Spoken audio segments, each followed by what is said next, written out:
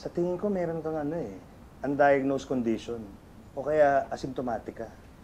Alam mo, delikado yun eh. Baka ma-trigger o ma-aggravate ng mga symptoms mo. Madaming iba't ibang factors, Kaz. Oh, yun naman pala eh. Ano ibig sabihin mo? Delikado. Ha? Ano pa pala ko? Kailangan mo obserbahan kita, Kaz.